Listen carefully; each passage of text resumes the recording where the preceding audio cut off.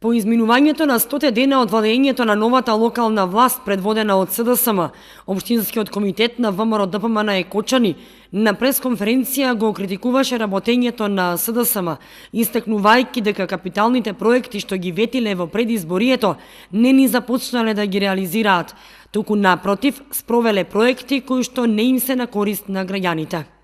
Во изминатите 100 дена од доаѓањето на новата локална власт под мотото «Живот за сите» со нивните нови најавени проекти «Чист воздух за сите», «Чиста вода за сите», плата од 500 евра за сите, подобар живот за сите, расчистување со непотизмот во сите слоеви на општествениот живот.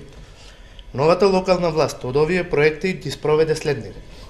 незаконско зголемување на данокот на градежно земјиште, партиски и семејни вработување на членови на семејствата на високи функционери, зголемување на цената на водата за пиење,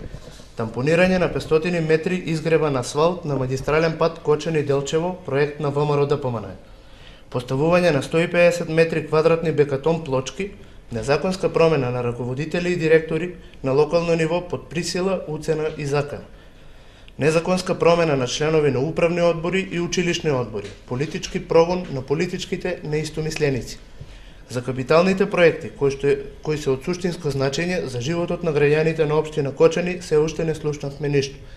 Продолжување на стопираните активности на проектот Брана Речени, проектот Експресен пат Штип Кочани и други веќе отпочнати проекти. На крајот од пресот, членовите на ВМРО ДПМН направија споредба на 100 дена изминати од владењето на СДСМ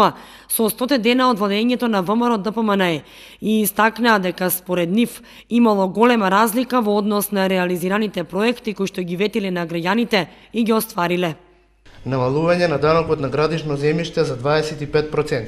изградба и осветлување на повеќенаменско игралиште во основно училиште Кирил и Методи, распишување на конкурс за изградба на фонтана и паркинг простор над Кочанска река за решавање на сообраќајниот метеж, замена на старите прозорци со нови во основните училишта Никола Карев и Крсте Петков Мисирков во Оризај,